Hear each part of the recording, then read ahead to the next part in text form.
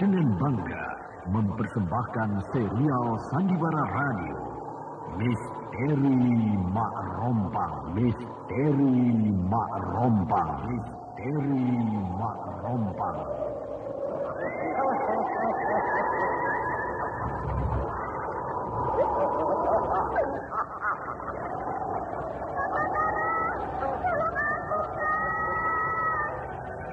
Cepat kemari Wulan. Mak Rompang, kisah bangkitnya kembali setiap 200 tahun. Seorang anak manusia yang dapat berganti wajah dan wujud. Terkadang menjadi seorang gadis cantik teramat cantik. Terkadang menjadi seorang nenek tua renta buruk rupa yang selalu menimbulkan prahara dan malapetaka mengerikan bagi umat manusia.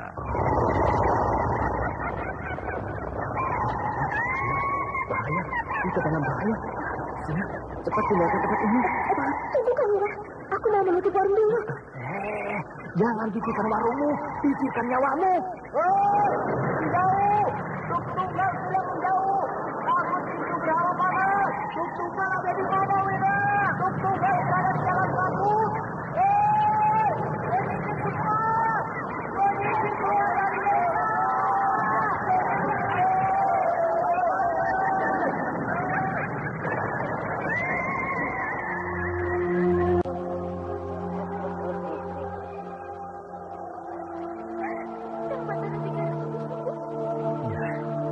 Karena saya mencintaimu, Wulandari. Mak Rompang diselingi pula tawa ria penuh canda serta kisah cinta kasih yang penuh dengan liku-pilu kehidupan dari dua insan manusia. Awas silakan Wulandari.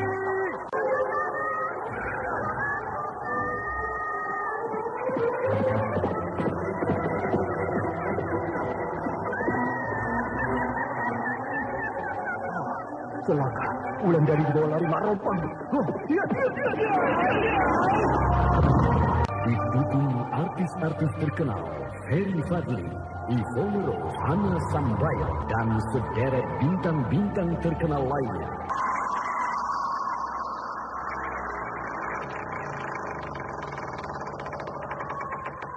Aku ingin meminta kembang goyangan ini, supaya aku juga punya malam pengantin seperti yang kau alami. Ambillah kalau Mak Rompang mau. Aku ingin jadi pengantin. Aku ingin jadi pengantin seperti yang kau alami, Gandini.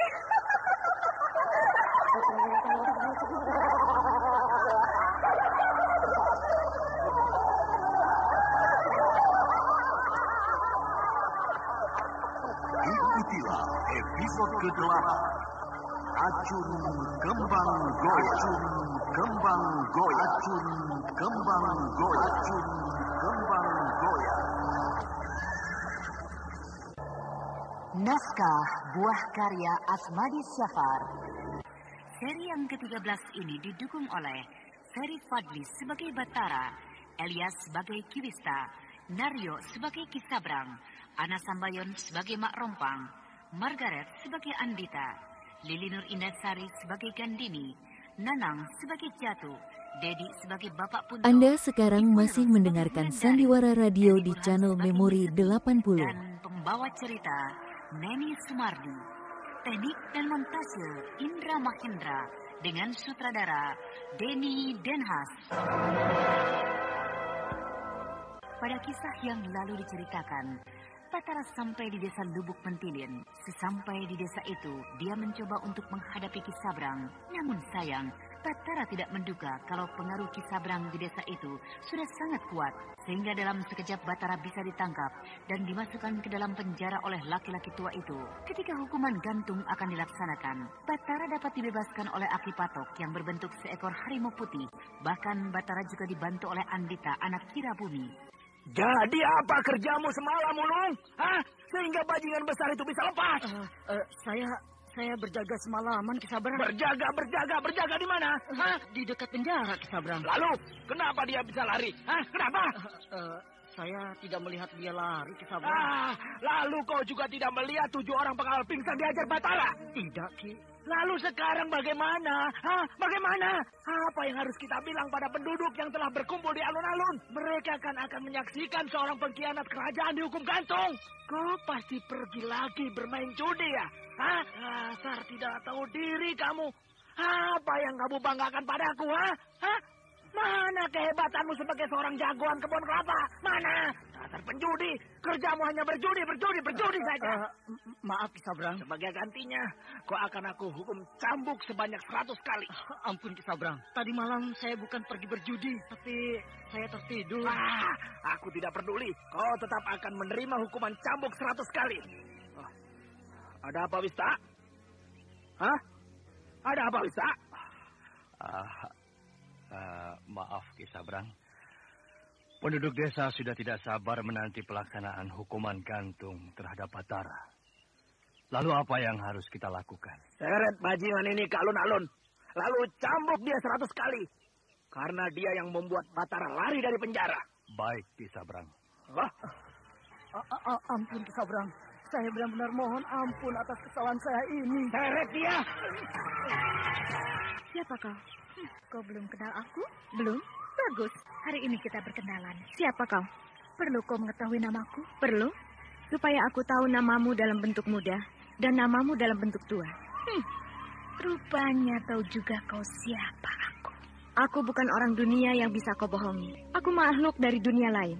Dunia yang lebih tinggi derajatnya dari duniamu. Apa maksudmu? Aku berasal dari dunia para makhluk halus. Sedangkan kau berasal dari dunia para arwah yang penasaran. Dunia di tempat orang-orang yang dibilang mati tidak, hidup pun bukan. Kau menghina aku? Aku tidak menghinamu. Aku bicara berdasarkan kenyataan yang ada pada dirimu. Nah, kini katakan, siapa kau sebenarnya? Aku Mak Rompang. Dan kau siapa? Aku bernama Andita. Anak Tirabumi yang berasal dari kampung Lembah Meratap. Bagus. Nah, apa maksudmu menghalangi perjalananku? Aku hanya minta kulit rusa yang kau selipkan di pinggangmu itu. Enak saja. Jadi kau tidak mau memberikannya padaku? Tentu saja tidak. Karena ini bukan milikmu. Baiklah.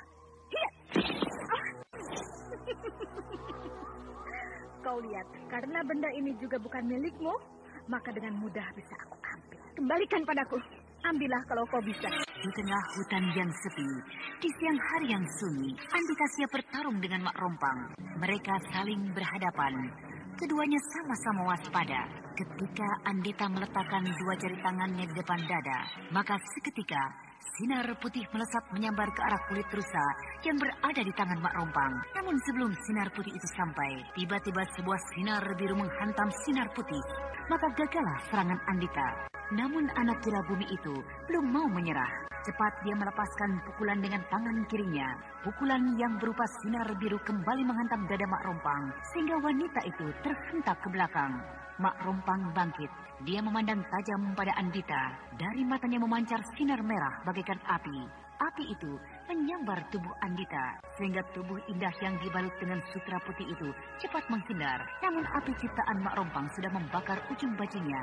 Lalu dalam sekejap membakar seluruh tubuh Andita, tapi Andita tidak menyerah. Anak Tirabumi itu cepat melakukan semedi. Dari ubun-ubun Andita keluar air.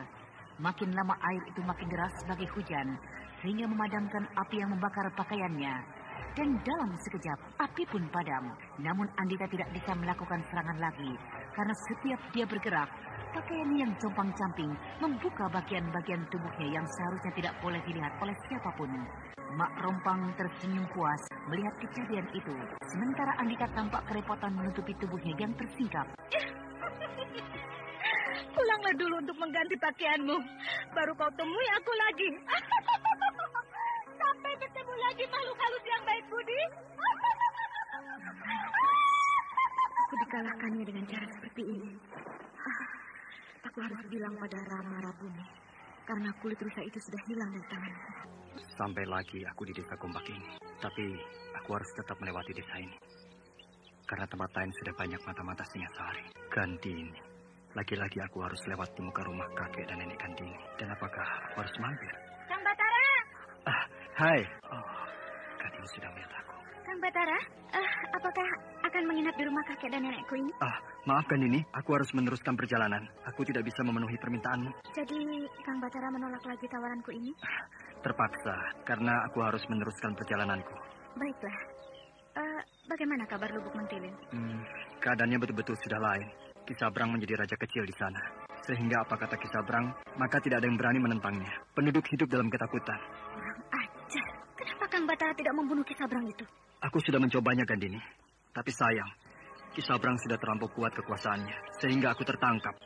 Bahkan aku hampir mati di tiang gantung. Hah? Sampai begitu? Iya, nasibku masih baik.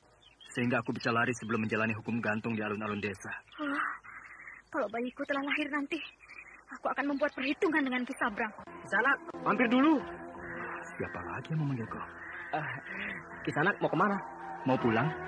Kisanak lupa padaku. Tidak. Kau bernama Jatuh kan? Iya, betul. Aku bernama Jatuh. Dan Kisanak Batara bukan? Iya. Bagaimana dengan kawan wanitamu yang bermukim di hutan Gombak itu? Aku tidak mau lagi mengingat-ingatnya. Perempuan itu telah menipuku. Bagus kalau begitu. Kenapa Kisanak bilang begitu? Sebaiknya Kisanak memang tidak berkawan dengan perempuan itu. Karena dia adalah siluman penghuni hutan Gombak. Kisanak tahu? Aku sudah masuk ke rumahnya. Kapan? Di mana? Waktu kita bertemu itu. Rumahnya memang persis berada di bawah pohon kedoya hutan itu. Kisanak bisa melihat rumahnya? Kisanak bisa datang ke rumahnya? Karena kebetulan saja. Tapi aku tahu. Kisanak orang hebat. Orang sakti. Siapa bilang? Bagaimana tidak sakti? Kalau Kisanak bukan orang sakti, Kisanak tidak akan berani menunggang harimau putih. Ya kan? Jangan berbohong lagi. Aku melihat Kisanak menunggang harimau putih ketika meninggalkan hutan Gombak. Itu hanya pandangan Kisanak saja. Maklumlah, di dekat hutan yang angker, tentu kita melihat hal-hal yang aneh-aneh. Tidak. Aku yakin betul apa yang kulihat. Sudahlah. Bagaimana? Kisanak percayakan kalau perempuan itu adalah siluman hutan Gombak? Iya, percaya. Aduh, kenapa tangan Kisanak? Bengkak. Sakitnya bukan main kalau darah dari lukanya ini keluar. Mana darahnya? Ini. Aneh.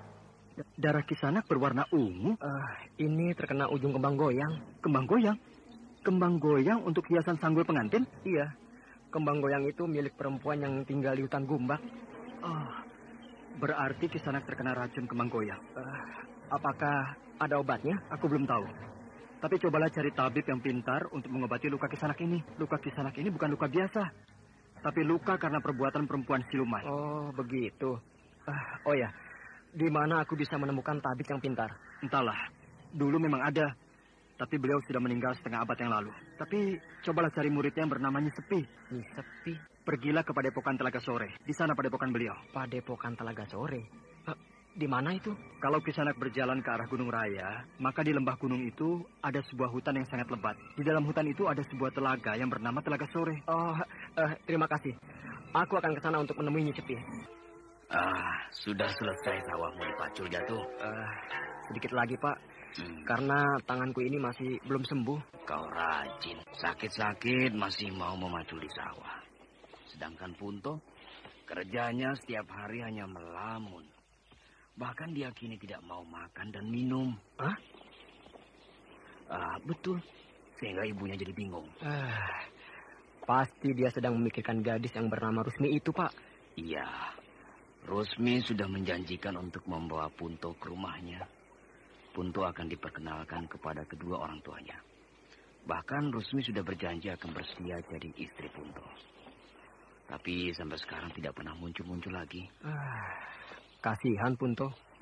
Apakah Nak Jatuh bisa menemui Rusmi di rumahnya? Karena Punto tidak pernah tahu rumah Rusmi sampai sekarang. Saya tidak berani lagi ke rumah perempuan itu, Pak. Rusmi ternyata bukanlah manusia biasa seperti kita, Pak. Dia siluman hutan Gombak. Mana mungkin. Aku dan Ibu Punto sudah bertemu dengan Rusmi. Dia gadis cantik, baik, dan manusia biasa. Saya juga dulu berpikir begitu, Pak. Bahkan saya sudah berkali-kali bertemu dengan Rusmi. Sampai saya dibawa ke rumahnya. Tapi pada suatu hari, saya tersesat di hutan Gombak yang saya kira adalah rumah gadis itu, Pak. Nah, karena saya pernah mengantar gadis itu ke rumahnya di sana.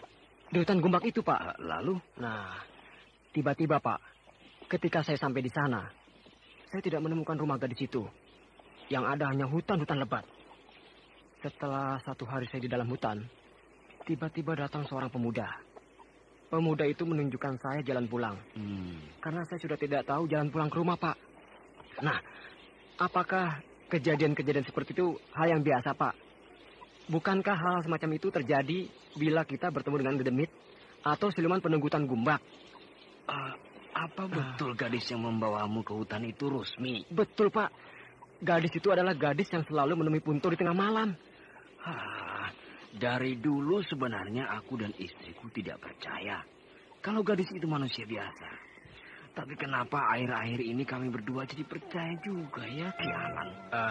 Pak, sebaiknya Bapak bawa Punto kepada seorang tabib.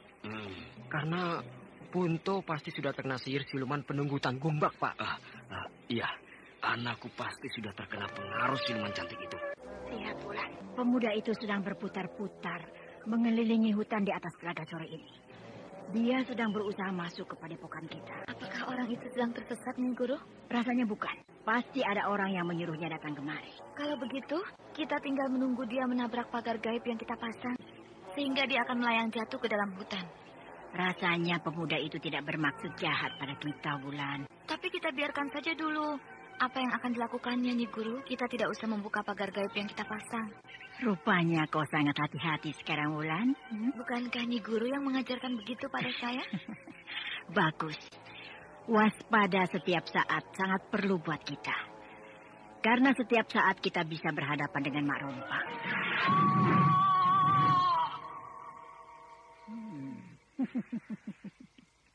Pemuda itu sudah terkena pagar gaib kita, Wulan. Iya, Nyi Guru. Dia sudah terpental ke dalam hutan. Dia memanggil nama Nyi Guru. Siapa ya? Pergilah lihat, Wulan. Nyi Guru yakin orang itu bermaksud baik pada kita? Yakin. Tapi kau juga harus tetap waspada. Dan kalau memang dia datang dengan maksud baik, bawalah dia kemari. Iya, Nyi Guru. Tapi tidak ada tanda-tanda orang itu jatuh di hutan ini. Atau apakah dia terluka parah kena pagar gaib yang dipasang oleh Nyi Guru? Siapa itu? Aku. Aku siapa? Aku. Aduh. Laki-laki ini tampaknya sakit. Kenapa kamu? Kakiku terkilir. Aduh. Aku tidak boleh mendekat. Aku tidak boleh tertipu. Siapa tahu itu hanya tipuan supaya dia leluasa menyerang aku. Aku harus tetap waspada. Aduh. Tolonglah aku. Aduh. Siapa kamu? Wulandari masih berdiri dengan waspada, sementara laki-laki itu terus mengerang kesakitan sambil duduk memegang pergelangan kakinya. Di tempat lain, Kisabram sedang menghukum seorang pengawal yang bernama Uluk karena Batara bisa meloloskan diri di saat pengawalnya itu yang bertugas menjaga Batara. Sedangkan di desa Gumbak, Punto, kekasih Mak Rompang, tampaknya sedang tidak ada gairah untuk hidup lagi. Karena dia sudah beberapa hari tidak bertemu dengan Mak Rompang yang ketika itu menjelma menjadi gadis yang sangat cantik. Berdiri kamu. Maaf, saya tidak bisa berdiri. Kaki saya terkilir. Kalau kamu tidak mau berdiri, akan aku tinggal di sini. Maaf, Kisana siapa sebenarnya? Ini, muda ini takut melihatku. Kenapa kamu takut? Saya mau bertemu dengan Nyi Sepi. Mau apa kamu mencari guruku, ha? Betulkah Kisana muridnya Nyi Sepi? Iya, perlu apa kamu mencari guruku? Saya mau minta tolong pada Nyi Sepi. Tentang apa? Bukankah Nyi Sepi tabib yang pintar? Tabib? Siapa yang bilang kalau guruku seorang tabib? Saya diberitahu oleh seorang pemuda sakti. Pemuda itu selalu menunggang harimau putih. Siapa itu? Dia bernama Batara. Kamu jangan bohong. Kang Batara tidak pernah menunggang harimau. Ayo, siapa kamu sebenarnya? Saya bernama Jatuh. Asalmu? Aduh. Asalmu dari mana? Saya berasal dari dusun Gumbak. Pemuda ini tampaknya memang sungguh-sungguh sakit. Sebaiknya aku bawa ke Nyi Guru. Ayo, ikut aku. Tidak, saya tidak mau ikut. Lalu kamu mau apa? Saya mau bertemu dengan Nyi Sepi. Sekarang kamu akan kubawa pada Nyi Sepi. Ayo. Betul? Kamu mau bertemu Nyi Sepi atau tidak? Iya, mau. Ya, jalan. Aduh, saya tidak bisa jalan. Kaki saya terkilir. Terserah. Kalau tidak mau, akan kutinggal kamu di sini. Tapi saya... Sudah. Kamu duduk saja. Nyi Guru, dia memang sakit, Wulan. Kakinya terkena pagar gaib kita. Iya, Nyi Guru. Saya tidak mau ikut. Saya mau bertemu dengan Nyi Sepi. Aku Nyi Sepi, dan aku sudah mendengar keteranganmu. Jadi, betul. Saya sedang berhadapan dengan Nyi Sepi. Iya. Mana kakimu yang terkilir itu? Ini. Tahan sedikit ya. Aduh. Masih sakit? Iya, masih sedikit. Sebentar lagi akan sembuh. Lalu apa perlumu datang kemari? Saya minta tolong pada Nyi Sepi untuk mengobati luka di telapak tangan saya ini. Aduh, lukamu ini sangat berbahaya, Kisanak. Kapan kamu terluka dan di mana? Luka ini terkena ujung kembang goyang dan saya terluka kira-kira 2 minggu yang lalu. Kembang goyang itu kau dapat dari mana? Dari seorang gadis cantik yang bernama Rusmi. Dengan terbata-bata, Jatuh menceritakan kisah perkenalannya dengan gadis yang bernama Rusmi. Nyi Sepi dan Wulandari mendengarkan dengan sangat tegang. Karena kedua orang itu mulai menduga bahwa gadis yang bernama Rusmi itu tentulah Mak Rompang.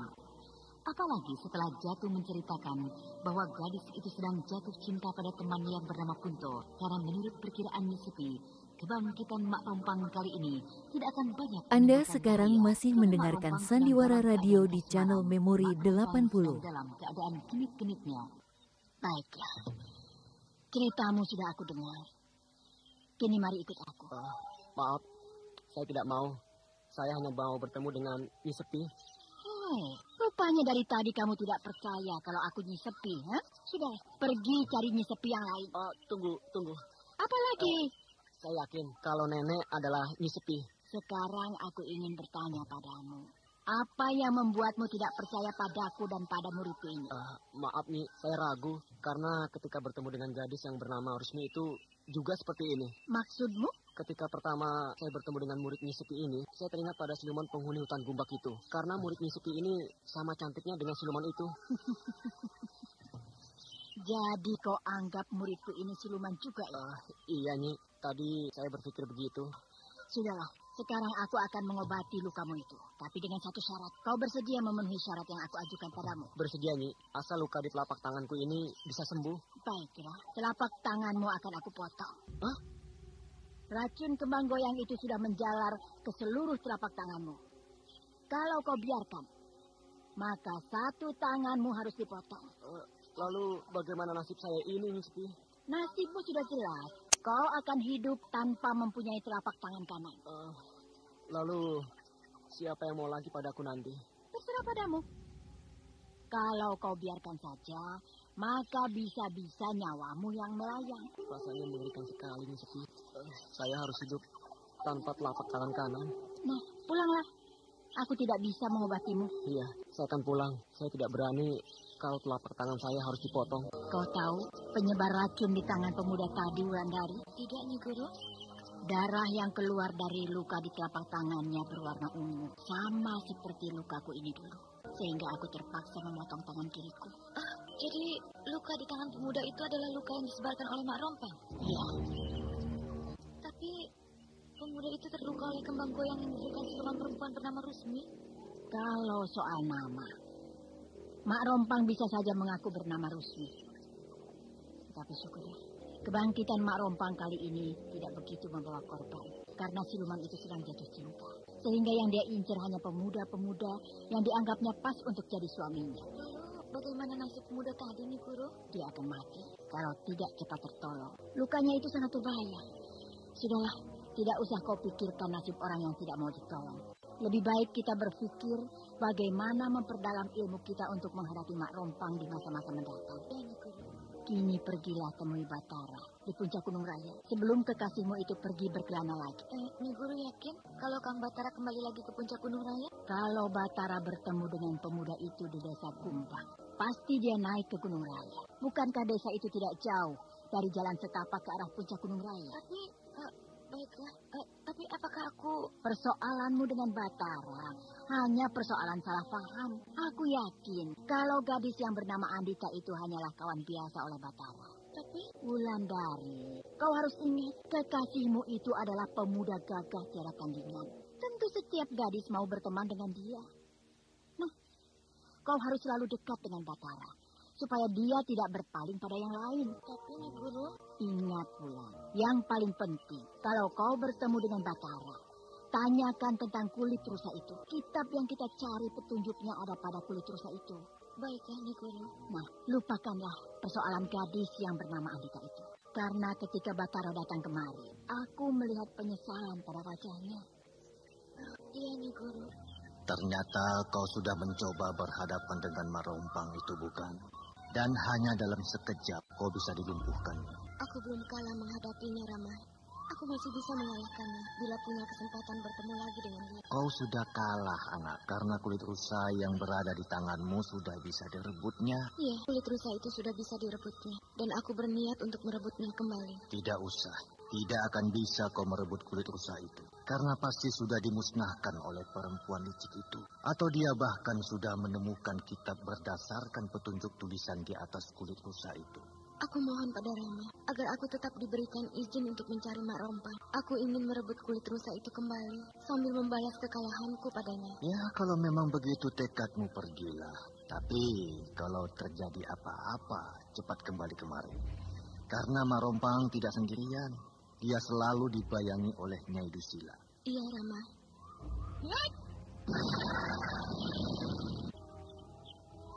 Sejak tadi aku merasa diikuti orang. Apa maksud orang ini? Tapi kenapa harimau tungganganku ini berjalan terus? Seperti tidak akan terjadi malapetaka. Kita berhenti dulu, Aki Patok.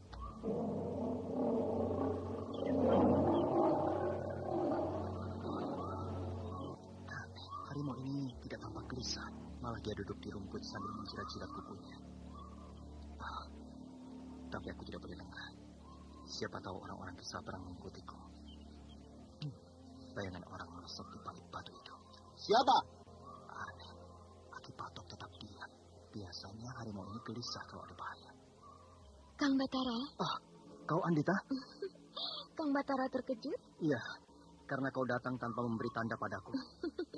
Maaf kalau begitu. Kang Batara tampak gagah bila menunggang harimau yang bernama Aki Patok itu. Kau sudah tahu kalau harimau putih ini bernama Aki Patok? Tahu? Andita. Iya, Kang? Aku mengucapkan terima kasih yang tak terhingga padamu. Karena kau telah menyelamatkan nyawaku ketika aku di dalam penjara Lubuk Mentili. Tapi Aki Patok pun telah berjasa menyelamatkan Kang Batara. Iya, aku tahu. Dulu Kirabumi telah menyelamatkan aku dari bahaya Nyai Kemuntung. Kini kau dan Aki Patok telah menyelamatkan nyawaku dari tiang gantungan Kisabrang. Sudahlah. Tidak usah Kang Batara bicarakan itu. Aku malu. Tapi aku tetap berterima kasih padamu. Karena kau telah menolong aku. Kang Batara mau kemana? Aku mau kembali ke puncak Gunung Raya. Untung ya kita bertemu di sini. Kalau tidak, tentu aku tidak bisa menemui Kang Batara di puncak Gunung Raya. Oh iya, maaf. Pagar gaib yang mengelilingi padepokanku tidak berani aku cabut.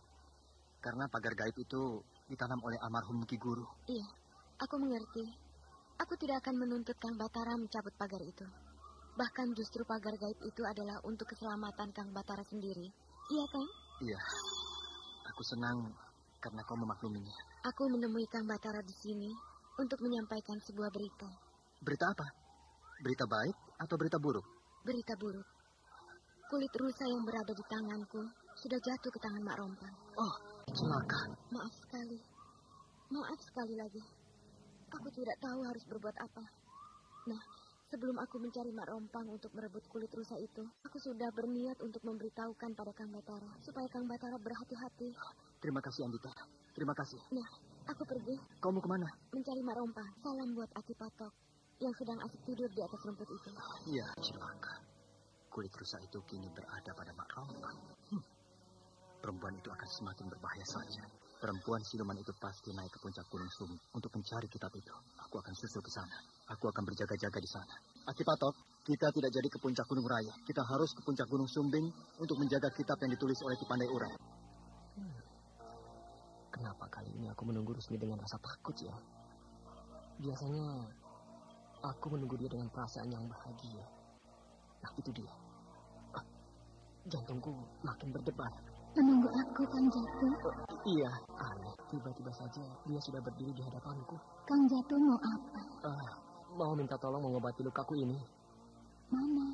Telapak tangan kananku ini luka karena kena kembang goyangmu.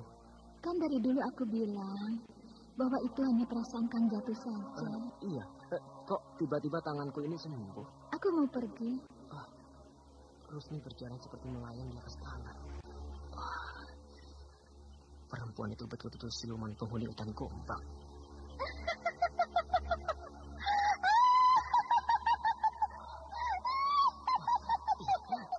Aku harus cepat berikan hal ini pada bapak dan ibu Punto. Biar mereka berpikir bahwa perempuan itu siluman hutan Gombak. Aku tidak boleh takut mendengar tertawa iblis itu. Aku harus cepat-cepat ke rumah Punto. Benda apa yang melayang di udara malam ini? Kemana aku melangkah? Benda itu selalu mengikuti aku.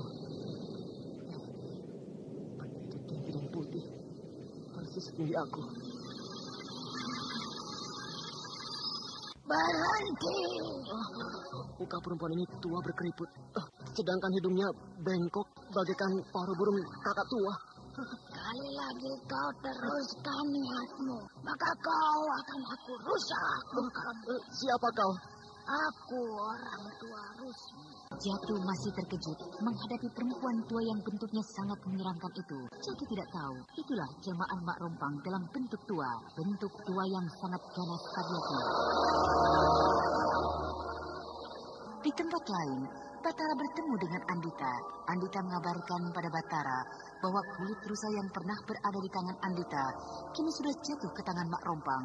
Sehingga Batara menjadi cemas karena Batara tahu bahwa kulit rusa itu adalah sebuah petunjuk untuk mendapatkan kitab yang ditulis oleh Ki Pandai Urat. Kitab yang berisi ilmu-ilmu pengobatan maupun ilmu-ilmu untuk mengalahkan Mak Rompang. Betul, Pak. Tadi malam saya bertemu dengan Rusmi. Bahkan tadi malam saya juga bertemu dengan orang tuanya. Lalu?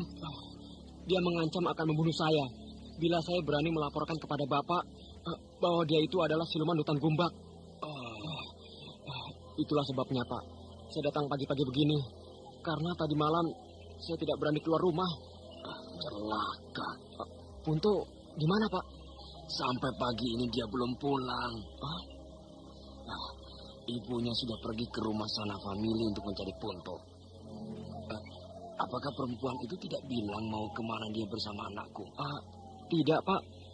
Dia hanya bilang bahwa dia akan menemui Punto.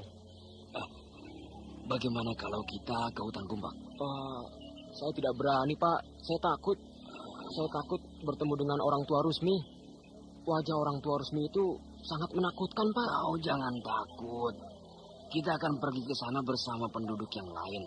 Kita akan keroyok ramai-ramai kalau kedua orang tua Rusmi itu berani mengganggu kita. Anda sekarang masih mendengarkan Sandiwara Radio di channel Memori 80. Mereka adalah para siluman penghuni hutan Gombak. Aduh, aku jamin keselamatanmu. Yang penting sekarang kau ikut ke hutan Gombak sebagai penunjuk jalan. Tapi, Pak... apakah akan kau biarkan sahabatmu mati di tangan siluman itu? Tentu tidak, kan? Ya, baiklah. Tapi kalau ada apa-apa, saya tidak berani menanggung akibatnya, Pak. Jangan takut. Banyak orang-orang berilmu tinggi yang akan menyertai kita nanti. Siapa orang-orang berilmu tinggi itu, Pak? Ada beberapa orang. Di antaranya Aki Solor. Aki Solor yang tinggal di dusun tinggi itu? Iya. Jadi, Bapak rupanya sudah merencanakan untuk meringkus siluman hutan Gombak itu? Iya. Nama Aki Solor sudah merupakan sebuah jaminan buat kita. Iya. Lalu ada nama lain yang cukup hebat juga seperti Manta, Ranggun, Topan, dan ada seorang wanita muda. Ya, entah dari mana datangnya.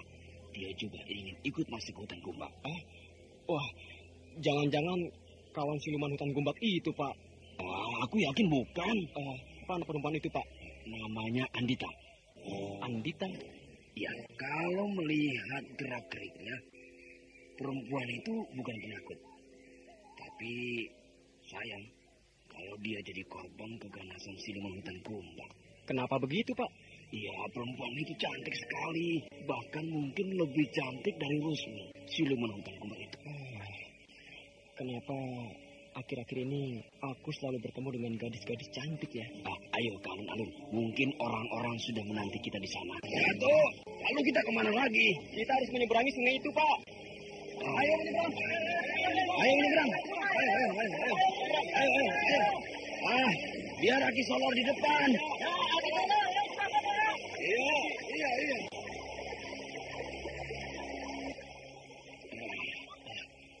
Pak, mana perempuan yang bernama Andita itu, Pak? Mana? Entahlah. Belum kelihatan sampai sekarang. Hei, Jatuh. Kemari kamu. Iya, Ki. Kita sudah sampai di seberang sungai. Sekarang kemana lagi kita harus berjalan? Kita harus ke sana, Ki Solor. Ke bawah pohon kedoya hutan itu. Lalu? Iya, di sekitar pohon kedoya hutan itulah rumah siluman yang bernama Rusmi itu, Pak. Wah, kita sudah sampai nih. Iya, betul. Iya, betul. Apa yang harus kita lakukan sekarang, Aki Solor? Tunggu. Biarkan aku melakukan semedi sebentar. Silakan, Ki. Hei, jangan bicara. Aki Solor akan bersemedi. Semedi.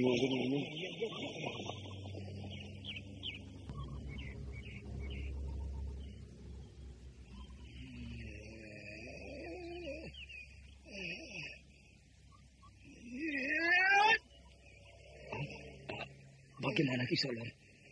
Takut siluman itu pada kita? Iya.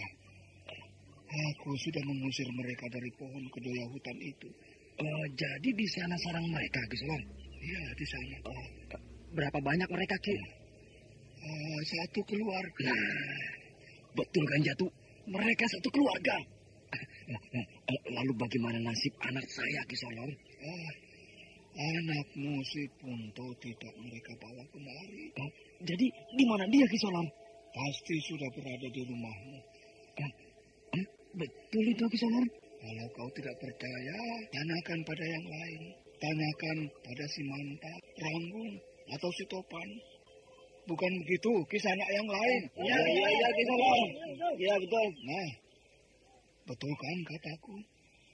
Mereka juga bukan orang sembarangan, bukan? Dan mereka juga sudah melihat keadaan di sini, di dalam semedi mereka. Apa yang aku lihat, juga itu yang mereka lihat. Syukurlah kalau begitu, Ki Solor. Nah, sekarang mari kita tebang pohon kedoya hutan itu. Jangan lakukan hal-hal yang merugikan.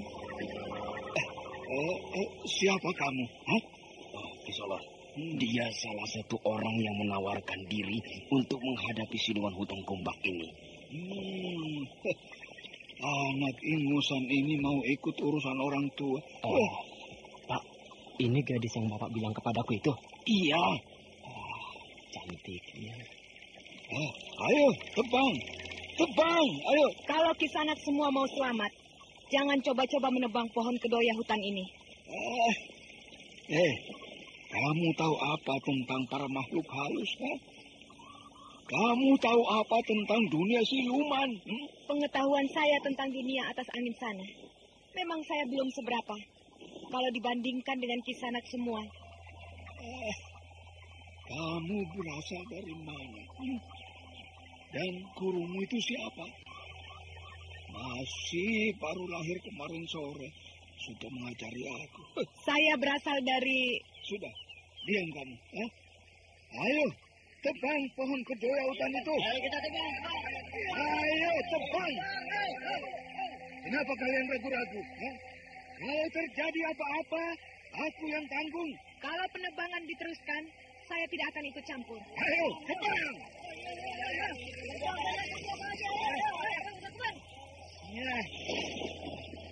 Kenapa dia tidak mau ikut, Ki Solor?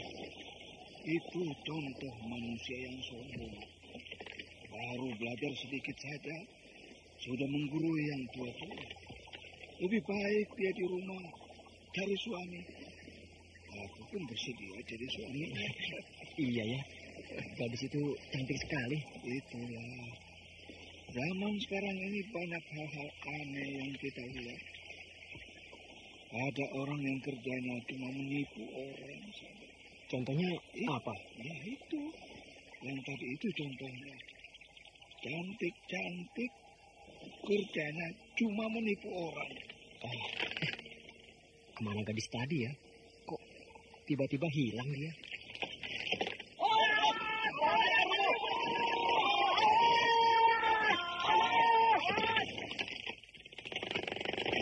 Lihat, pohon kedoya itu sudah mau tumbang. Ayo terus, sedikit lagi. Pohon itu tumbang sedikit lagi. Ayo.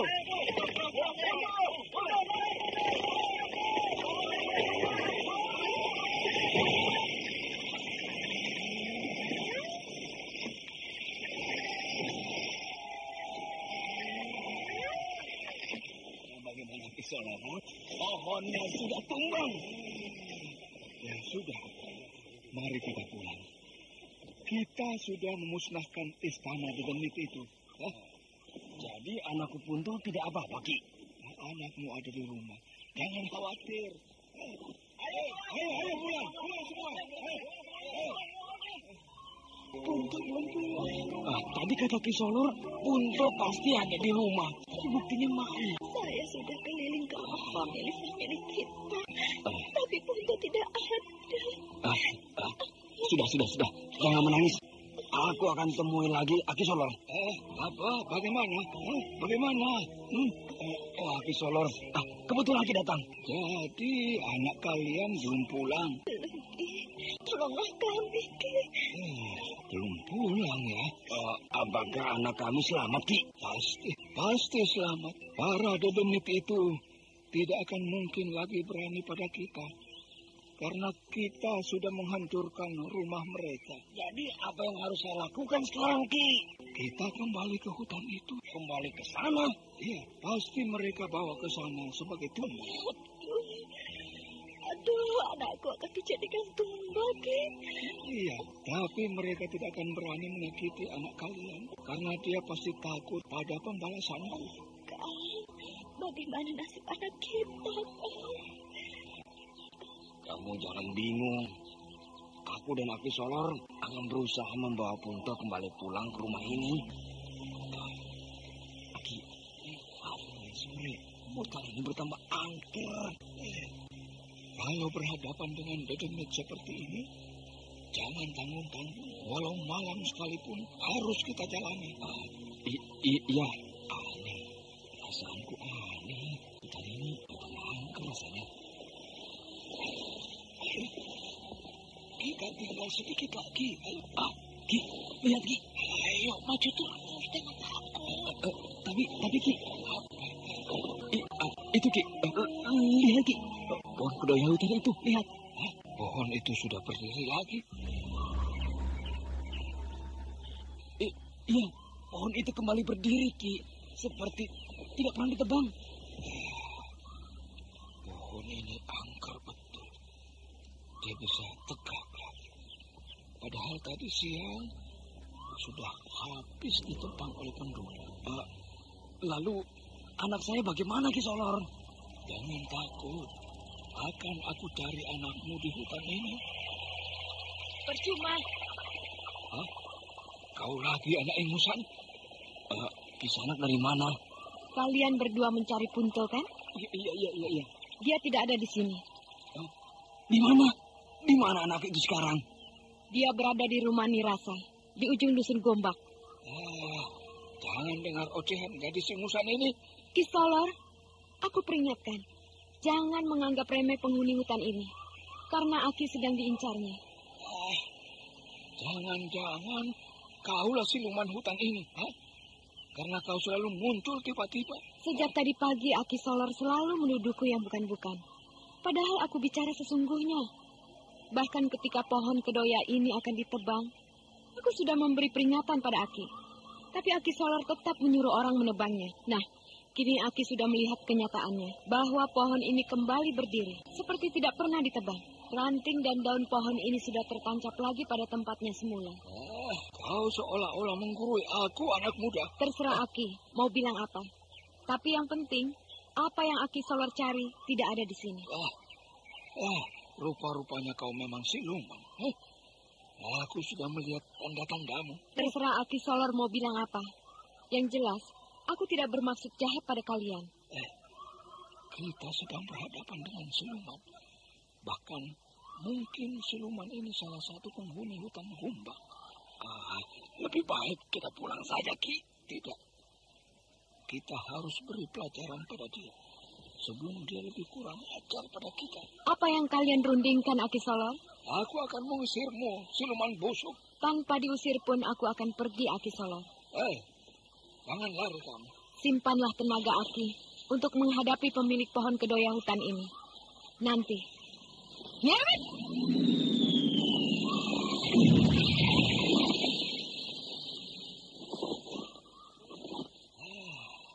Hilang dia. Berarti dia tidak berani pada kita. Kang Punto senang jalan-jalan begini? Iya, senang. Sampai kapanpun aku senang berjalan di sampingmu, Rusmi. Sekarang sudah malam lagi. Tidak apa-apa kan? Kan aku sudah bilang bahwa aku senang sekali berjalan denganmu. Tapi orang-orang kampung sedang mencari Kang Punto. Bagaimana itu? Biar sajalah. Kalau aku tidak bertemu dengan kamu, Rusmi, dunia ini seperti akan runtuh. Betul ya? Iya, sekarang kita kemana? Ke rumah itu. Apakah tidak apa-apa kita datang ke rumah kawanmu itu malam-malam begini? Tidak, dia itu kawan baikku. Siapa namanya? Gandini. Gandini? Rasanya aku belum pernah mendengar nama itu. Dia memang jarang tinggal di dusun ini. Apakah dia akan melahirkan malam ini? Mungkin. Cepat kan? Iya. Punto dan Mak Rompang berjalan di tengah malam yang sunyi. Jalan-jalan desa tampak sepi, yang tampak hanya sesekali anjing kampung melintas di jalan desa. Namun puluhan pasang mata memperhatikan langkah kaki Punto. Mereka bersiap-siap untuk menjegat pemuda yang sedang linglung dirayu Mak Rompang itu.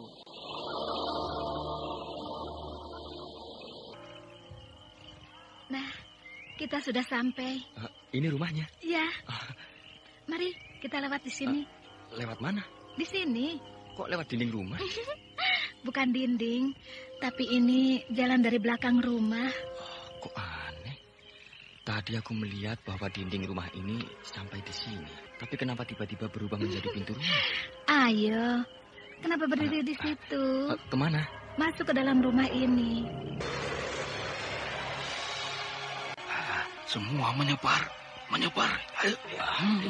Kalau aku langsung masuk ke dalam rumah ini, bagaimana Ki Solor? Jangan dulu. Ayo, menyebar. Jangan sampai lolos dia. Menyebar. Ki Solor, berarti rumah ini adalah rumah siluman? Ya, mungkin. Karena rumah ini persis seperti yang dikatakan oleh siluman yang bernama Andita itu. Ki Solor, kita serbu saja. Jangan. Kita tidak bisa gegabah menghadapi siluman jahat seperti ini. Yang penting bagi saya, Ki, anak saya bisa saya dapatkan kembali. Bukankah tadi kau sudah lihat bahwa anakmu Punto masuk ke dalam rumah itu? Yang saya lihat, dia bukan masuk ke dalam rumah, Ki, tapi hilang di dekat dinding itu, Ki. Itu kan penglihatanmu. Padahal dia masuk ke dalam rumah itu melalui pintu yang diciptakan oleh siluman tadi. Ki Solor, ada apa? Saya tadi mengintip ke dalam rumah itu, Ki Solor. Lalu Punto ada? Anakku ada? Tidak ada orang di dalam rumah itu, Pak. Betul, Pak. Dibawa lari lagi anakmu itu. Kita gedor saja rumah ini, Ki Solor. Ayo. Mari. Mereka suruh berjaga-jaga di luar. Iya. Kita bertiga masuk ke dalam rumah. Iya. Hei. Buka pintu rumah ini. Buka pintu rumah ini.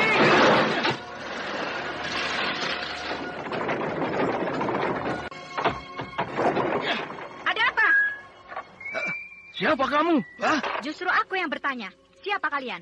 Dan kenapa kalian kasar sekali menggedor pintu rumahku ini, Ternyata ada orang di rumah ini, Jatuh.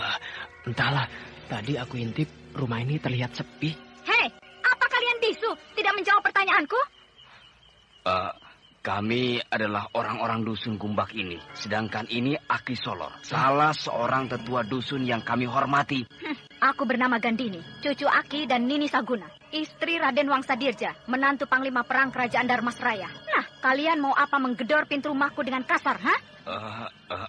Maaf dan Ayu, kami tidak tahu kalau kami berhadapan dengan siapa. Ternyata kami berhadapan dengan menantu Panglima Perang yang mulia Kerajaan Darmasraya. Iya, kalian itu mau apa? Menggedor pintu rumahku kasar seperti tadi, hah? Hei, Aki Solor, jawab. Maaf, Den Ayu. Saya tadi melihat ada seorang pemuda masuk kemari ke rumah Den Ayu ini. Itu sebabnya kami gedor pintu rumah ini. Oh, kau pikir aku ini perempuan jalang, ha? Kau pikir aku hamil begini karena sering memasukkan laki-laki ke rumah ini, ha? Hei, tua bangka. Biar gendut-gendut begini, aku punya suami, tahu? Sayang aku sedang berbadan dua begini. Kalau tidak, akan aku habisi kamu. Maaf, Den Ayu. Saya belum pernah dimaki-maki orang seperti ini. Saya sesepuh desa ini. Saya bukan orang sembarangan yang seenaknya menuduh orang dengan kalang kabut begitu. Oh, jadi kamu tidak suka dan tidak terima aku bilang seperti tadi? Baik. Kapan kamu ingin berhadapan dengan aku? Sekarang? Besok? Atau menunggu aku selesai melahirkan? Ada apa, Nak? Ada apa, Gandini? Orang-orang ini, Ibu. Mereka menuduh aku hamil karena berzinah. Kan kurang ajar namanya. Mohon maaf, Den Ayu. Bukan begitu maksud saya. Kami hanya kemari untuk mencari seorang pemuda yang bernama Punto. Karena kami melihat pemuda itu masuk ke dalam rumah ini. Nah, Ibu dengar. Berarti mereka menuduh aku memasukkan pemuda kemari, kan? Berarti mereka menuduh aku hamil karena berzinah, kan? Begini saja. Aku ini adalah Ibu Gandini. Aku mohon Kisanak semua tinggalkan rumah kami ini. Daripada nanti terjadi hal-hal yang tidak kita inginkan bersama. Baiklah, Den Ayu. Kami mohon diri. Iya. Hei, Aki Solor. Jangan kamu anggap persoalan ini selesai sampai di sini, ya. Suatu ketika, aku akan datang untuk membalas perlakuan kamu yang sangat keterlaluan itu. Sudahlah, Gandini. Tidak perlu diperpanjang lagi. Tidak, Ibu. Penghinaan ini sudah keterlaluan. Aku tidak terima. Kau persis seperti almarhum ayahmu. Siapa? Aku. Aki Solor, tunggu, Ki. Tidak usah terkejut. Mau apa kau kemari, Rusmi? Aku kesini mau menemui Kang Jatuh. Aku tidak mau lagi bertemu denganmu. Aku sudah tahu siapa kamu. Bagus, kalau sudah tahu. Nah, pergilah. Jangan ganggu aku lagi. Tidak semudah itu menyuruh aku pergi. Jangan coba-coba menutup pintu rumah ini. Untung pintu itu bisa aku tutup. Kalau tidak, tahan lihat muka perempuan yang bernama Rusmi itu. Di setiap pori-pori, mukanya mengeluarkan darah bercampur nanah. Buka pintunya, Kang Jatuh. Sampai kiamat pun tidak akan kubukakan pintu buat musliman laknat. Jadi tidak mau membukakan pintu untukku?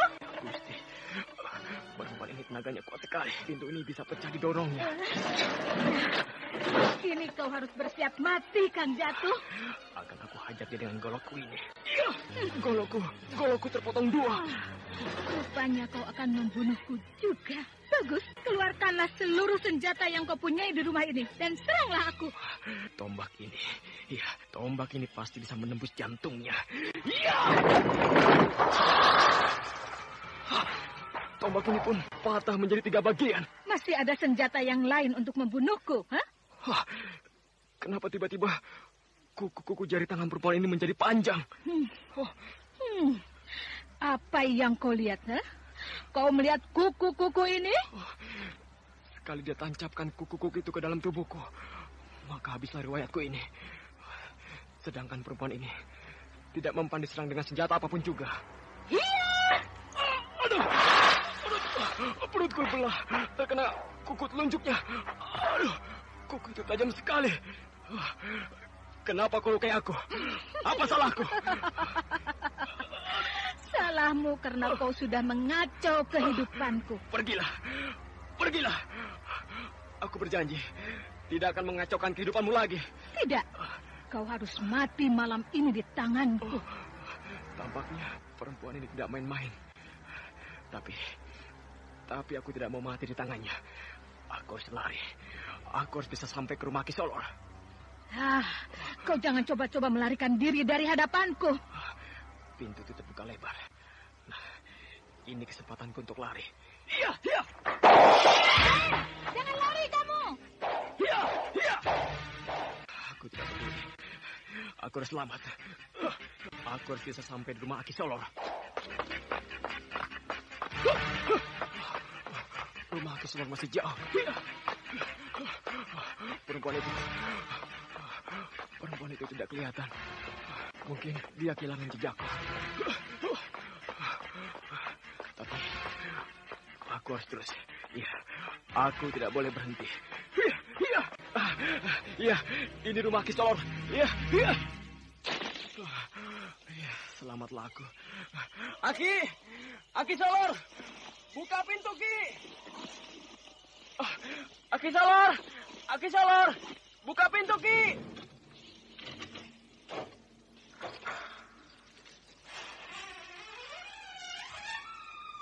Masuklah.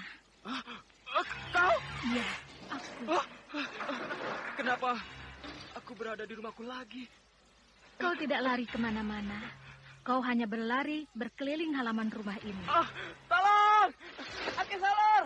Tolong! Berteriaklah lagi. Orang-orang kampung ini akan datang kemari untuk menangkapmu. Bahkan mereka akan menghancurkanmu. Teriakanmu tidak akan didengar oleh siapa. Berteriaklah sepuasmu. Sebelum aku membunuhmu, sudah puaskah kau berteriak? Sudah datang orang-orang menolongmu? Jangan apa-apakan aku. Kemohon ampun. Aku tidak akan mengganggumu lagi. Kau telah menghancurkan pohon kedoya hutan sebagai pintu gerbang rumahku. Kau telah menyuruh orang mengepung rumah Gandini hanya untuk mencari aku. Untuk itu, terimalah hukumanmu. Jangan, aku mohon ampun. Sebelum kau kubunuh, perlu kau ketahui nama asli. Aku Mak Rompang. Ini 25 tahun sekali. Aku bangkit karena dendam. Dendam yang aku pendam selama 250 tahun yang lalu. Aku dendam pada orang-orang seperti kamu. Kini, terimalah kematianmu. Hiat! Hei, hiat!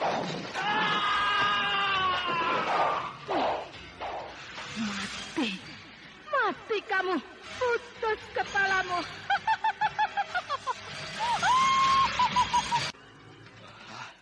Kalian dengar jeritan itu? Jeritan? Iya, jeritan orang minta tolong. Tidak dengar apa-apa, Ki. Kecuali suara burung-burung gagak itu, Ki. Iya, burung-burung gagak terbang tengah malam tuh, Ki. Ada apa ya? Itu, Ki. Burung-burung gagak itu terbang ke sana. Aneh ya. Burung-burung gagak terbang di tengah malam di saat bulan terang. Ki Solor, ini pertanda apa? Ini pertanda tidak baik. Kemana terbangnya burung-burung itu? Ke sana, Ki. Tampaknya masih di dusun kita ini terbang burung-burung itu. Ki Solor, mungkin ada anakku di sana, Ki. Mari kita lihat. Mungkin ada hal-hal aneh terjadi di sana. Hei! Mari kita kejar burung-burung itu. Ayo. Kejar burung itu. Nah, burung-burung itu hinggap di hubungan atap rumah orang. Itu hubungan atap rumah jatuh, Ki. Ayo, kita kejar. Ayo. Berhenti semua. Coba kita lihat. Apa yang dirubungi burung-burung gagak itu? Mana, Ki Solor? Itu, di halaman rumah itu. Itu, Ki. Iya. Hei, Obor. Tolong Obor bawa kemari. Iya, sebentar. Ini. Ada apa? Mayat, Ki. Mayat siapa? Tunggu, Ki. Belum jelas mukanya. Karena mayat ini tertelungkup. Iya. Mayat. Balikan. Mayat jatuh, Ki. Jatuh? Siapa yang membunuh jatuh, Ki? Burung-burung gagak itu mematuk-matuk mayat jatuh. Kisolor, Bapak Punto dan orang-orang dusun Kumbak terkejut melihat kejadian itu. Baru kali ini mereka melihat burung-burung gagak terbang ramai di tengah malam. Dan baru kali ini pula mereka melihat burung-burung gagak memakan bangkai manusia. Akhirnya jatuh mati di tangan Mak Rompang. Mak Rompang yang selama ini dicintainya, yang selama ini dirindukannya. Namun sebelum mati, jatuh benar-benar ngeri melihat wajah Mak Rompang. Karena wajah perempuan iblis itu mengeluarkan darah bercampur nanah di setiap pori-pori kulit mukanya. Kematian itu membuat semua yang melihatnya menjadi ngeri. Bahkan ada beberapa orang langsung pulang ke rumah mereka. Sementara itu terjadi perselisihan antara Aki Solor dan Gandini. Pertengkaran itu tampaknya sudah tidak bisa diselesaikan begitu saja. Bahkan Gandini akan menuntut balas atas penghinaan yang dirasakannya. Kang Punto, sudah melihat bayi itu? Sudah. Nah, kalau kita menjadi suami istri nanti, kita juga akan punya bayi seperti itu. Tapi untuk sementara, bayi itu milik kita. Milik kita? Ya, milik kita. Lalu bagaimana dengan ibu bayi itu? Dia tentu akan memberikannya pada kita. Karena dia adalah sahabat dekat saya. Namanya Gandini. Gandini? Tapi kenapa bayi itu belum lahir? Kenapa aku bisa melihat bayi itu? Aneh. Besok atau lusa bayi itu akan lahir. Ya, dia akan lahir. Anda sekarang masih mendengarkan Sandiwara Radio di channel Memori 80. Kok termenung, Kak? Tidak. Kalau aku punya bayi itu, tentu orang-orang akan merasa aneh. Apalagi kedua orang tuaku. Mereka pasti akan bertanya padaku, di mana aku mendapatkan bayi itu. Hei, termenung lagi. Ada apa? Apakah bayi itu milik kita kalau sudah dilahirkan? Iya. Kenapa? Aku tidak mau. Nanti orang-orang kampung akan mentertawakan aku. Karena aku sudah punya bayi, sedangkan aku belum punya istri. Kan saya calon istri Kang Punto. Iya, tapi kan belum. Jangan terlalu dipikirkan orang-orang di sekitar kita. Nanti kita akan bingung sendiri, kan? Iya, aku sudah lama tidak pulang ke rumahku. Pasti kedua orang tuaku mencari aku. Kang Punto mau kemana? Mau pulang. Buat apa, Kang? Karena aku sudah lama tidak pulang, Rusmi. Pasti kedua orang tuaku mencari aku. Jangan pulang dulu. Kita merayakan pesta perkawinan kita dulu, baru kita pulang. Nanti saja, karena kedua orang tuaku belum tahu kalau kita akan resmi jadi suami istri. Mereka pasti tidak mau, karena sampai sekarang mereka belum juga datang untuk melamarku. Mereka pasti mau, Rusmi. Hanya mereka belum sempat, karena ya mereka sibuk. Sudahlah, Kang. Buat apa pulang? Lebih enak kan tinggal di sini. Tinggal di rumah yang besar dan indah. Setiap hari aku temani. Tidak, aku mau pulang. Aku harus pulang. Jadi Kang Punto tidak mau lagi denganku? Mau. Tapi aku kan harus pulang, Rusmi. Aku harus bilang pada kedua orang tuaku bahwa kita akan segera menikah. Lalu pesta perkawinan kita akan segera dilangsungkan. Kang Punto tidak usah pulang lagi. Pulang, Rusmi. Aku kan juga ingin seperti orang-orang yang lain. Aku kan juga ingin pesta perkawinanku dihadiri oleh kedua orang tuaku. Kang Punto, kembali lagi kan ke sini? Iya, pasti. Aku pasti kemari. Aku akan datang bersama dengan kedua orang tuaku. Pulanglah. Aku tetap menunggu Kang Punto di sini. Tapi Kang Punto jangan lama-lama ya. Iya. Besok aku akan datang kemari. Pulanglah, Kang. Kenapa tiba-tiba rumahmu ini banyak asap, Rusmi? Itu asap kemenyan. Siapa yang membakar kemenyan ini? Orang-orang kampung Kang Punto yang tidak setuju dengan hubungan kita ini. Mereka membakar kemenyan tidak kira-kira sehingga asapnya tebal begini. Asap ini juga membuat mataku pedih. Mataku juga pedih kena asap kemenyan ini. Aku tidak melihat jalan keluar dari dalam rumahmu ini, Rusmi. Rusmi!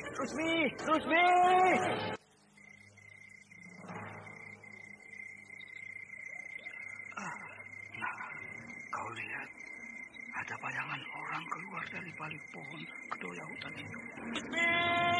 Rusmi! Itu Punto. Iya, itu Punto Kisolor. Itu anakku. Tunggu dulu. Jangan ke sana dulu. Biar Punto yang kemari. Kenapa begitu, Kisolor? Berbahaya. Tengah malam di hutan angker ini berbahaya. Apalagi Punto masih dalam pengaruh siluman perempuan itu. Tapi aku sudah tidak sabar untuk membawa anakku pulang ke rumah, Ki. Nanti kau juga akan bisa membawanya pulang. Sekarang bakar terus kemenyan itu. Aku akan baca lagi mantranya. Rusmi! Rusmi!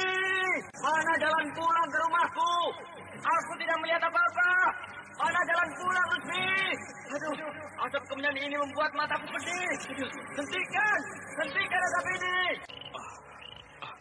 Tidak bisa dihentikan membakar kemenyan ini, Aki Solor. Jangan pedulikan. Terus bakar. Terus bakar kemenyan itu. Ya. Aku tidak tahan. Rusmi! Rusmi!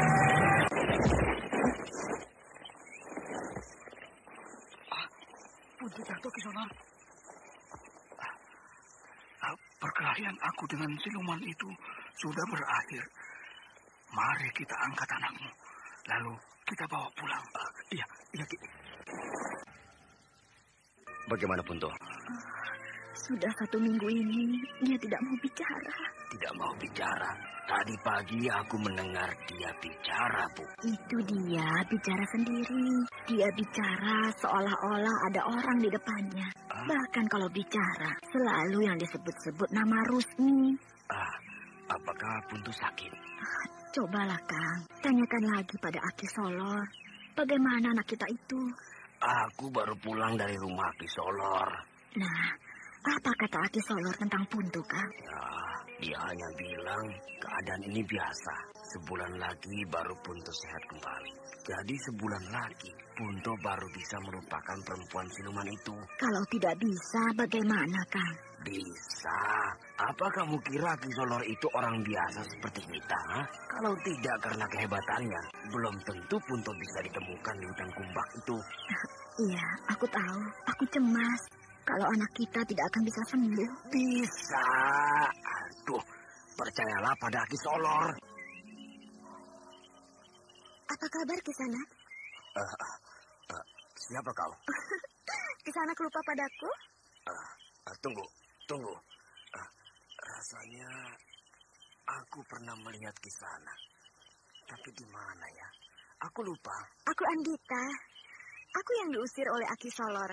Karena aku terlampau banyak memberikan pendapatku di hutan Gombak dulu. Oh iya? Aku kini berhadapan dengan siluman perempuan. Ya, lebih baik aku masuk ke dalam rumahku. Kisanak tidak usah takut. Aku tidak mengganggumu. Aku hanya kebetulan saja mampir di halaman rumahmu ini. Karena aku melihatmu duduk termenung di bawah sinar bulan ini. Iya. Apa maumu, ha? Aku hanya ingin menyampaikan kepadamu bahwa anakmu tidak akan sembuh dari sakitnya. Siapa bilang anakku Punto tidak akan sembuh? Aku yang bilang. Bukankah sudah lebih dari 1 bulan Aki Solor mengobati anakmu? Dan bukankah sampai sekarang anakmu belum sembuh juga? Anakmu tidak akan sembuh.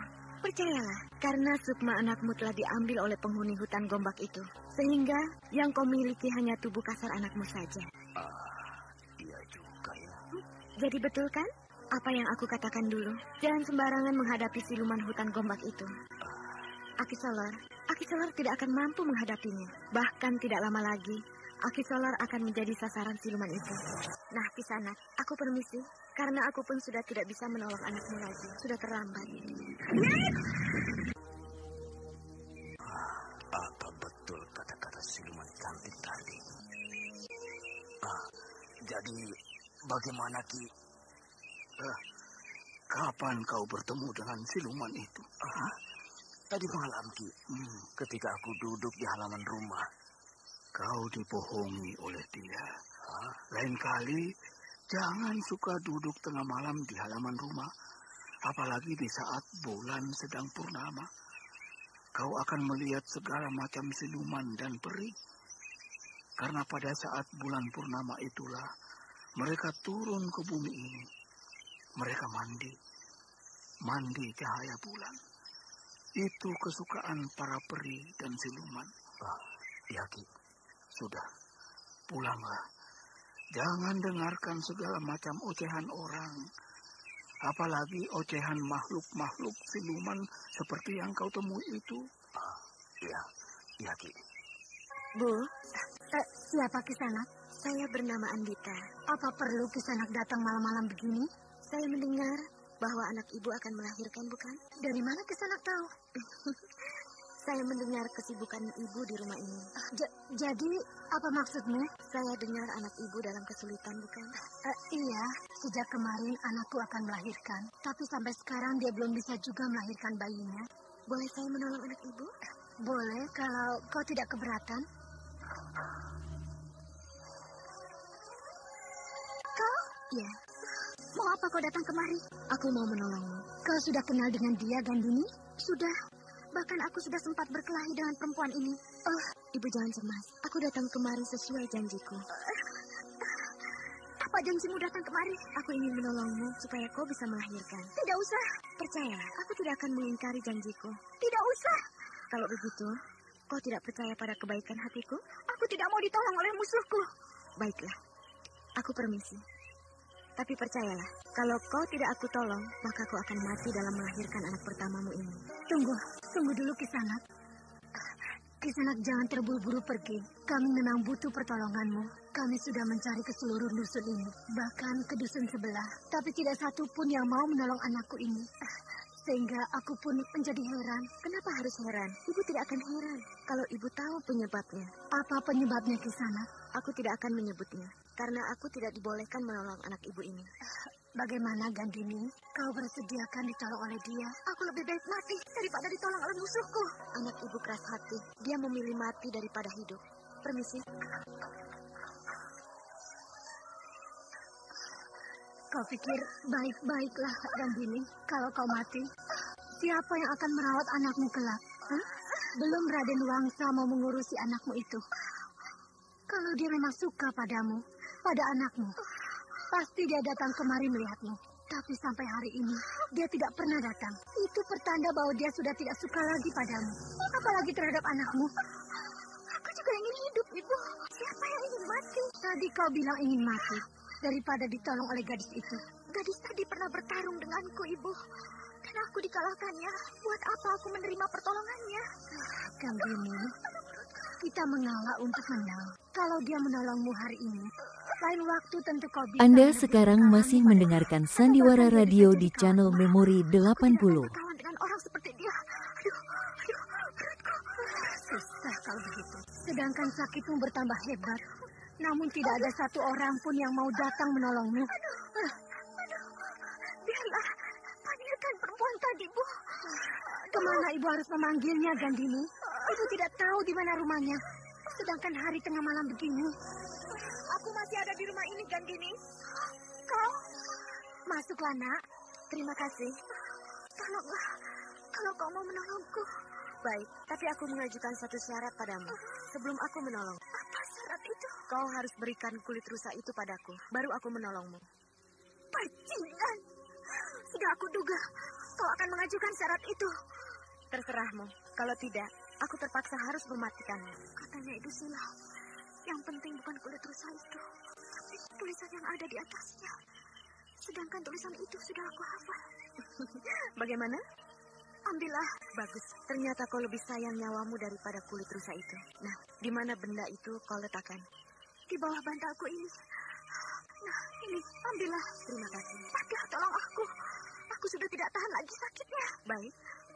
Buat apa kau hulus belati ini di dadaku? Aku hanya berjaga-jaga. Kalau kau menolongku, lalu kau mencelakakan aku, maka belati ini akan menghujam dadamu. Rasa dendam dalam dirimu belum juga hilang. Baiklah, kau minum obat ini. Maka kau akan melahirkan dengan cepat dan selamat. Obat apa ini? Ini obat yang diramu bapakku. Jangan-jangan kau akan meracunku. Terserahmu. Kalau kau percaya, maka kau minumlah. Tapi bila tidak, jangan. Namun satu hal yang harus kau ketahui, bahwa yang membuat dirimu tidak bisa melahirkan karena ditahan oleh Aki Solor. Ilmu Aki Solor telah dilepaskannya sebulan yang lalu untuk menahan kelahiran bayimu, sehingga kau akan mati perlahan-lahan. Sedangkan semua dukun bayi di dusun ini diancamnya supaya tidak mau menolong kelahiran bayimu ini. Kurang ajar. Nah, obat ini adalah obat penghancur ilmu yang dilepaskan oleh Aki Solor itu. Ya, aku percaya padamu. Aku akan minum obatmu ini. Gandini meminum obat yang diberikan oleh Andita tanpa rasa ragu-ragu lagi. Sementara Ibu Gandini menunggu dengan harap-harap cemas. Namun tidak lama, Gandini sudah melahirkan seorang bayi laki-laki yang gemuk dan sehat.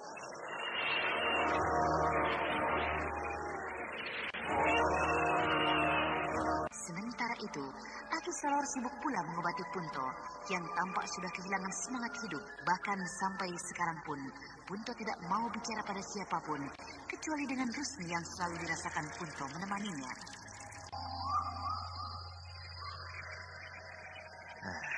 Ternyata kau sudah bisa untuk tugas-tugas semacam ini, anakku. Karena kau dapat merebut kembali kulit rusa itu. Aku dapat mengambilnya kembali, Rama. Ketika suatu malam aku bertemu dengan Mak Rompang.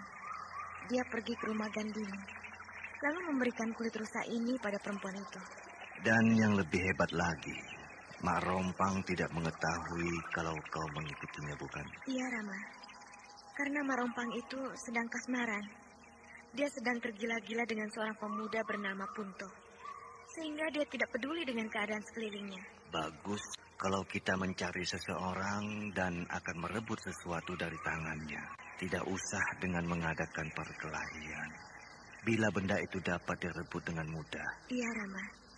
Itu sebabnya saya tidak meneruskan perjalanan mencari Mak Rompang. Karena kulit rusa ini sudah berada di tangan saya. Kini kulit rusa ini akan aku simpan di dalam peti ini. Tidak akan ada satu makhluk pun bisa mengambilnya. Kecuali kamu, Andita. Iya, Rama. Kulit rusa disimpan di sana. Tidak bisa lagi. Aku memberikan pada Kang Batara. Kini aku akan bersemedi. Untuk mengetahui apa maksud tulisan yang ada di atas kulit rusa ini. Dan kau jangan pergi kemana-mana, Andita. Iya, Rama. Ini kesempatanku untuk pergi memberitahukan pada Kang Batara bahwa kulit rusa itu kini ada pada Rama Rabumi.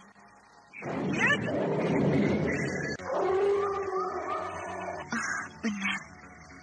Kang Batara sekarang menunggang harimau putih. Harimau putih itu besar dan angker kelihatannya. Akan aku hadang jalannya. Bulan? Mau kemana kau, Bulan? Ke puncak Gunung Raya. Oh, mau menemui aku? Bukan, aku disuruh Nyi Guru. Untuk apa, Bulan? Ada sesuatu yang penting yang harus aku cari di sana. Katakanlah, aku akan menolongmu mencarinya. Seluk-beluk puncak Gunung Raya, aku ketahui. Biar aku yang mencarinya sendiri. Bulan, tunggu! Aku akan bersembunyi di sini. Maaf, Aki Patok. Aku malu kalau mengejar kekasihku itu dengan menunggang Aki. Aku akan mengejarnya sendiri. Harimau putih itu seolah-olah mengerti apa yang dikatakan Kang Batara. Sehingga dia duduk di tanah supaya Kang Batara bisa turun dari punggungnya. Bulan, keluarlah! Jangan bersembunyi. Aduh, sebenarnya aku rindu sekali pada Kang Batara. Tapi aku malu untuk mengatakannya terus terang. Apalagi setelah Nyi Guru mengatakan bahwa Kang Batara masih tetap mencintaiku. Bulan! Aku mau keluar dari persembunyianku ini. Tapi aku harus pura-pura marah. Supaya Kang Batara tidak merasa kalau aku merindukannya. Kang Batara sudah melihat aku. Bulan? Aku harus pura-pura tidak dengar Kang Batara memanggilku. Bulan, keluarlah. Buat apa bersembunyi dariku? Aku malu. Aku harus tetap diam. Bulan, ayolah bersama-sama aku ke puncak Gunung Raya. Akan aku temani untuk mencari yang disuruh Nyi Guru. Kang, aku kan sudah bilang. Aku bisa mencarinya sendiri. Aku tidak usah ditemani. Kamu masih marah, Bulan? Siapa yang marah? Jadi tidak marah? Tidak ada yang marah. Kalau begitu, mari kita ke puncak Gunung Raya bersama-sama. Tidak usah, aku bisa sendiri. Kalau begitu, kau masih marah padaku? Tidak, siapa yang marah? Nah, Kang Batara, beri aku jalan. Silakan. Kang Batara, kenapa Kang Batara selalu mengikuti aku? Kan aku sudah bilang, biarkan aku sendiri berjalan ke puncak Gunung Raya ini. Bulan, aku pun ingin ke puncak Gunung Raya. Karena di puncak itulah padepokan guruku berada. Bahkan sejak 2 hari yang lalu, aku mengadakan perjalanan untuk naik ke puncak gunung ini. Itu hanya alasan Kang Batara saja, supaya Kang Batara bisa terus berjalan di sampingku. Baiklah, kalau begitu, aku akan duluan ke puncak gunung ini.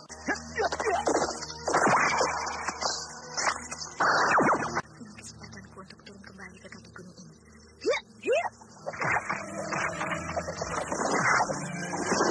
Bulan, mau kemana kamu?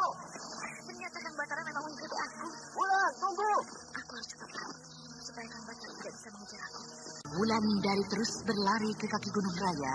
Dia berlari sambil berjumpalitan di udara, seolah-olah ingin memamerkan pada Batara bahwa ilmu lari cepatnya sudah sedemikian tinggi, sedangkan Batara tampak begitu juga. Dia berlari mengejar Wulandari bagaikan angin. Seolah-olah kakinya tidak pernah mencicak tanah. Kejar-kejaran itu berlangsung ribuan tombak jauhnya. Namun kedua orang itu tidak sadar kalau mereka berpapasan dengan Andita yang sedang mencari Batara. Perasaan Andita tersentak dan terhenyak. Melihat kedua kekasih itu sedang berlari dalam suasana asmara, Andita hanya bisa menangis menahan cemburu yang sedang bergejolak di dalam dadanya. Sedangkan Wulandari dan Batara terus berkejaran menuju lereng Gunung Sumbing. Bahkan kini mereka mendaki puncak gunung itu. Mereka menuju padepokan Ki Pandai Urat yang sudah lama tidak ditempati lagi. Sementara Andita menghentakkan kakinya ke bumi, lalu melesat terbang ke kampung halamannya di Lembah Meratap. Jauh, aku berlari. Jaraknya seharusnya ditempuh dalam 1 hari perjalanan. Kini aku tempuh hanya selama sepemakan nasi.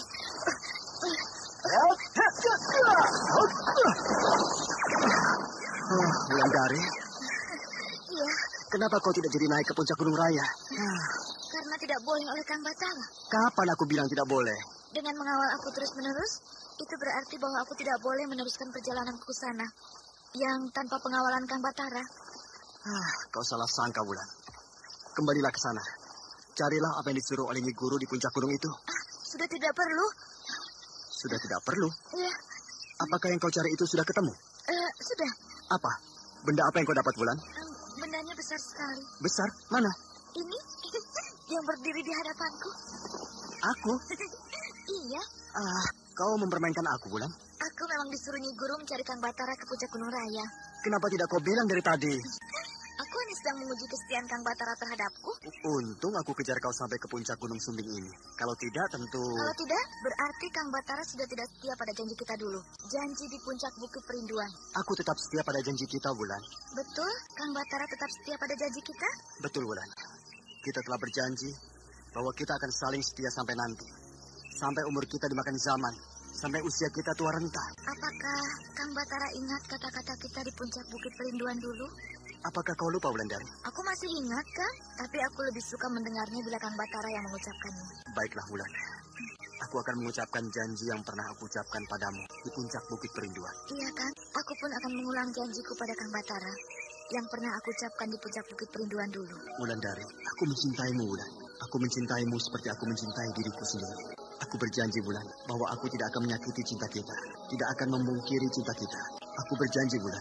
Aku berjanji di puncak Bukit Perinduan ini. Aku juga mencintaimu, Kang Batara. Dan aku berjanji di puncak Bukit Perinduan ini bahwa aku tidak akan pernah mengkhianati cinta kita. Walau 1000 tombak menghujam dada ini. Walau 1000 dera datang menerpaku.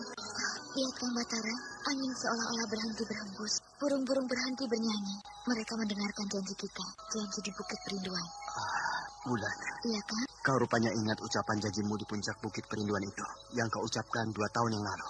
Kang Batara juga. Dan Kang Batara tidak pernah mengkhianati cinta kita, kan? Belum pernah, Wulan. Dan tidak akan pernah. Kalau begitu, aku minta maaf atas sikapku beberapa bulan yang lalu. Karena aku melihat seorang gadis cantik berada di lereng Gunung Raya. Siapa nama gadis itu, Kang? Aku tidak mau menyebutkan nama itu. Kenapa, Kang? Kenapa? Aku tidak mau menyakiti hatimu. Aku tidak mau melukai hatimu seperti beberapa bulan yang lalu. Betul?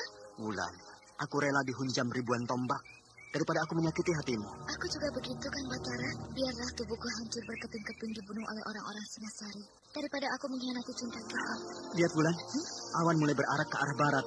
Burung-burung mulai pulang ke sarang mereka satu persatu.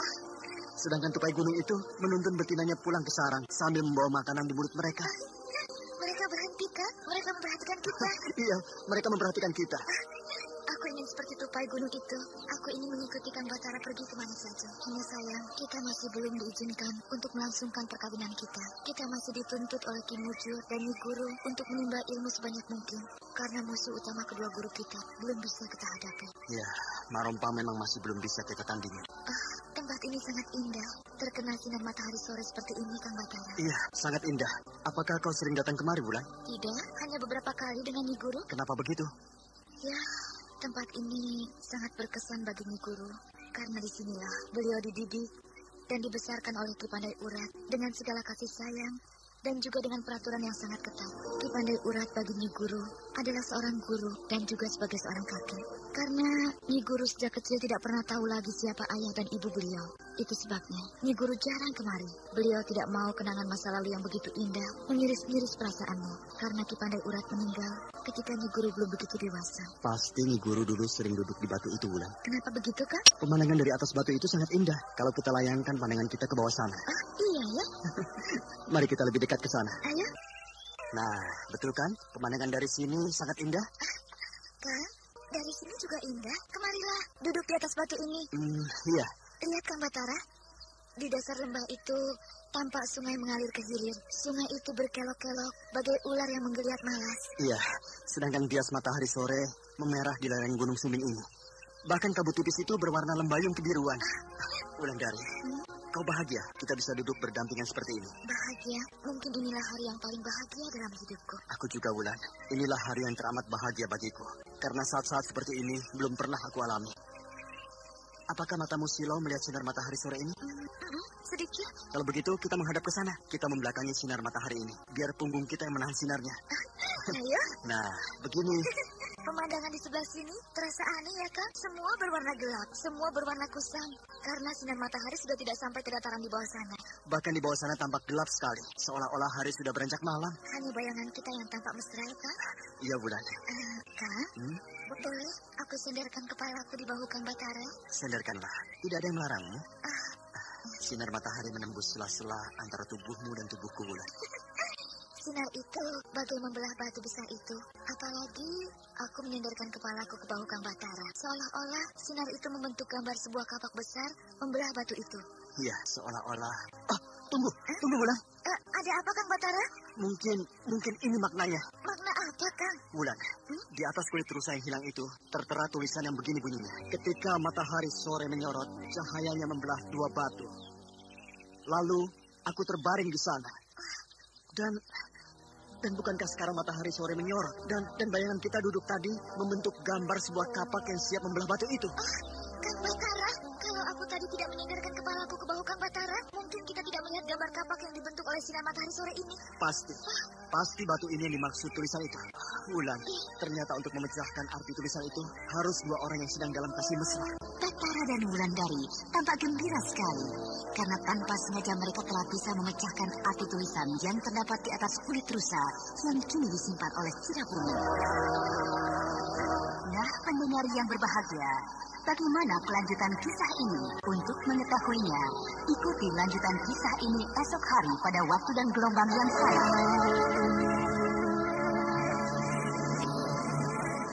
Demikianlah tadi serial Sandiwara Radio Misteri Mak Rompang episode ke-8 Racun Kembang Goyang dipersembahkan oleh Denhas Adia Suara bekerja sama dengan PT Sinar Effendi Murni, produsen tablet obat kuat Aladina, obat terlambat bulan Menpas Kapsul, tablet obat kuat dan Begalinu Dutarema, dan jamu godok Jab Gorilla. Terima kasih atas perhatian Anda. Sampai jumpa.